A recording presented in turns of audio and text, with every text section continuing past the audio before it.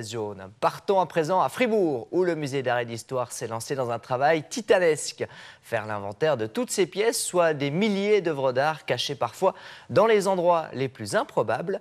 Le projet a commencé il y a plus de 5 ans. Il se termine cette année avec à la clé des découvertes surprenantes. Marion Tinguely, Laurent Chobat.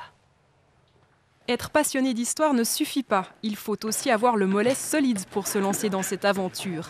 Inventorier des dizaines de milliers d'œuvres d'art stockées dans 30 réserves différentes. Sous les combles, dans la cave, dans le jardin et même au Tessin. On ne connaissait pas exactement de quoi était composée sa collection, le nombre d'œuvres, le nombre de peintures, le nombre de sculptures.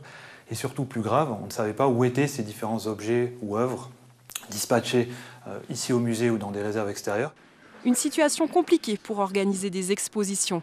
Il fallait parfois 6 mois pour mettre la main sur la pièce manquante. Pour les conditions de conservation, là aussi, les surprises ont été taille.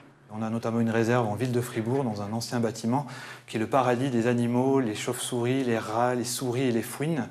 Donc ça donne en cœur joie, on a des excréments en pagaille, elles viennent ronger des meubles anciens. Enfin, c'est une réalité qu'il ne faut pas cacher. Des heures de travail dans la poussière et les toiles d'araignée, récompensées parfois par des découvertes surprenantes, comme ce cercueil d'enfants égyptiens datant de 2000 ans.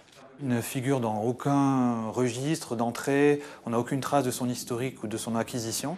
En Suisse, aucun autre musée de cette taille ne s'est lancé dans un tel inventaire en si peu de temps, 6 ans pour une collection de 45 000 pièces, bien plus que prévu au départ. Au fur et à mesure, on découvrait des objets qui n'existaient pas. C'est très simple, sur l'ensemble du projet, on a découvert quasiment 33% d'œuvres en plus, c'est-à-dire il devait y avoir normalement 30 000 environ objets ou œuvres dans la collection du musée d'art et d'histoire. Nous allons terminer autour des 45 000. Des pièces qui bientôt seront regroupées au même endroit et conservées dans les règles de l'art, dans un entrepôt de 3000 m² à Fribourg, déménagement prévu d'ici 2 ans.